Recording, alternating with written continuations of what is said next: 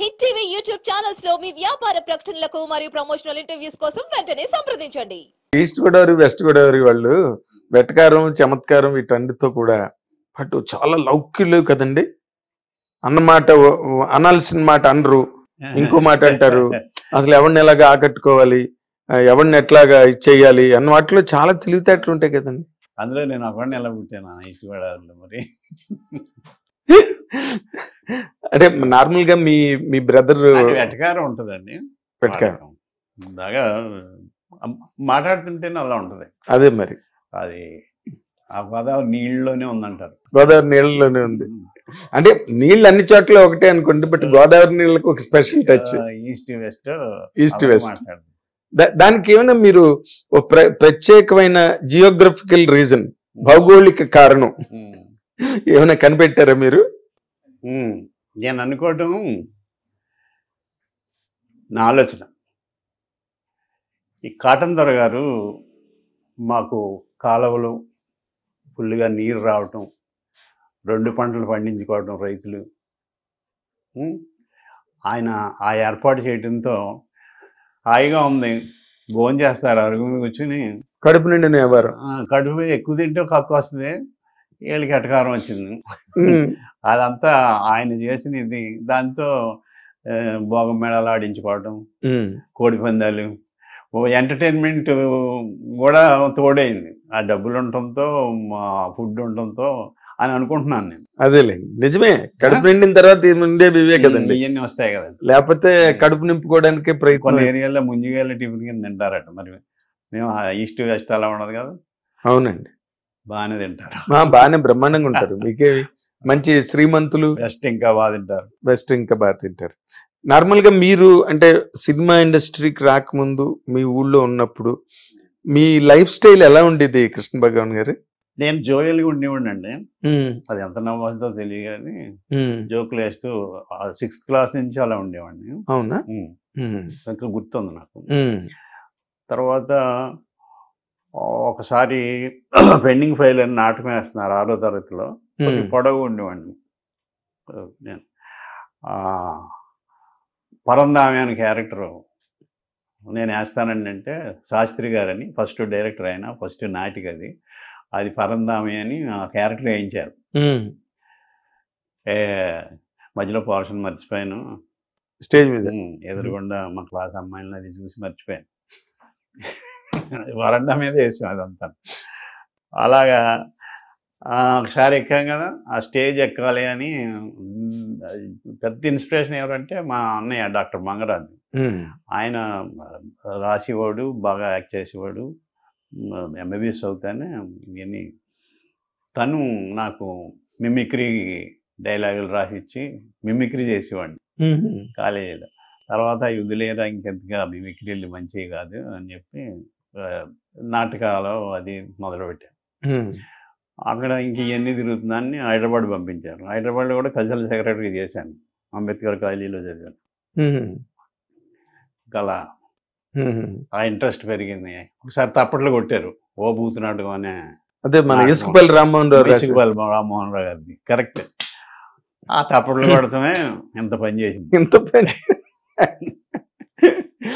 అంటే మీరు సినిమాల్లోకి రావడం అన్నది బాగా కష్టసాధ్యం అయిపోయిందా, లేకపోతే చాలా సునాయాసంగా జరిగిందండి? అది ఎవరి ఎక్స్పీరియన్స్ని బట్టి వాళ్ళకి ఉంటుంది. ఒకళ్ళకి గేట్లు ఓపెన్ అయ్యి వెళ్ళిపోవచ్చు, ఒకళ్ళకి 9 సంవత్సరాలు పట్టచ్చు, చాలా సంవత్సరాలు పట్టచ్చు. నాకు రాగానే ఒక సినిమా చేశాను కానీ అది పెద్దగా ఉండలేదు. తర్వాత మహర్షి సెలెక్ట్ అయ్యాను కాబట్టి అందులోనే పెట్టారు. ఓ విధంగా నా ఇన్ఎఫిషియన్సీ కూడా ఉంది. నేను మీ అన్నట్టు పబ్లిక్ రిలేషన్ లేక తిరక్క అలా రాలేదేమో. అంటే ఏంటి మీకు ఒక రకమైన దర్పమా? కాదండి.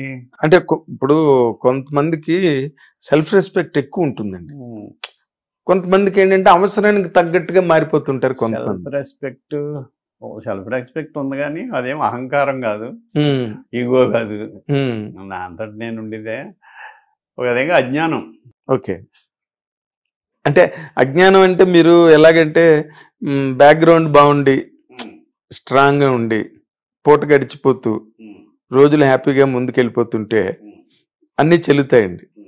ఆ చెల్లడంలో కొన్ని మనం అవకాశాలు అందిపుచ్చుకోలేని పరిస్థితి కూడా వస్తుంది. కొంచెం అది కూడా కావచ్చు అండి. ఎందుకంటే నేను పుట్టిన ఫ్యామిలీ మంచి ఫ్యామిలీలోనే పుట్టాను. రిచ్ ఫ్యామిలీలో పుట్టారు. లక్కీ కానీ. ఉమ్.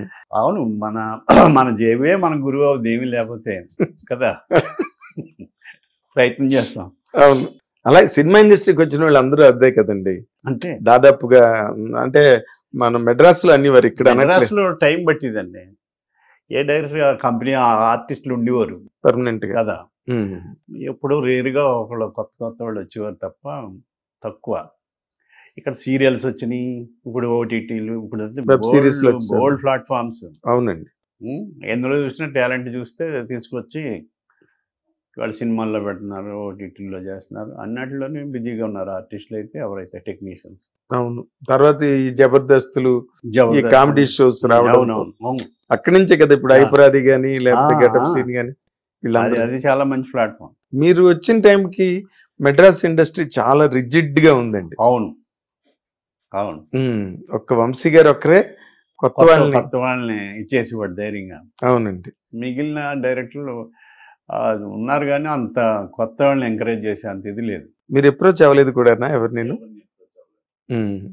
అంటే మామూలుగా మీరు తొలి రోజుల్లో మీరు ఇందాకలు కూడా అన్నారు ఆ మాటల్లో, మీరు స్టేజ్ మీద సీరియస్ క్యారెక్టర్స్ చేశారు. కామెడీ కూడా చేశా అండి, సీరియస్ ఎక్కువ చేయదు. సీరియస్ ఎక్కువ, కానీ సీరియస్ మీకు ఇష్టం అని చెప్పారు మీరు. కానీ అలాంటి క్యారెక్టర్లు ఎక్కడ ఏప్రిల్ 1 విడుదలలో ఒకటి కొంచెం ఆ సీరియస్ గా విలనీ లాగా ఉంటుంది ఆ క్యారెక్టర్. తక్కువది ఎప్పుడు కూడా అన్ని కామెడీ వైపే వెళ్ళారండి. నాకు కామెడీ క్యారెక్టర్లు ఇష్టం అండి, కమెడియన్ అనిపించుకోవడం ఇష్టం. మీరు అనుకున్నంత సాధించారండి ఇండస్ట్రీలో? ఇంకా ఉంటానే ఉంటుంది కదండి ఎవరికన్నా, కానీ ఎప్పటికప్పుడు తృప్తి మట్టుకు పడిపోతాను. అల్ప సంతోషం. అదే ఇందాక చెప్పాను కదా మీకు, కడుపు నిండి నెలవారం వచ్చినట్టు చేద్దాం. కడుపు నిండినా కానీ అల్ప సంతోషాలు ఉండరా?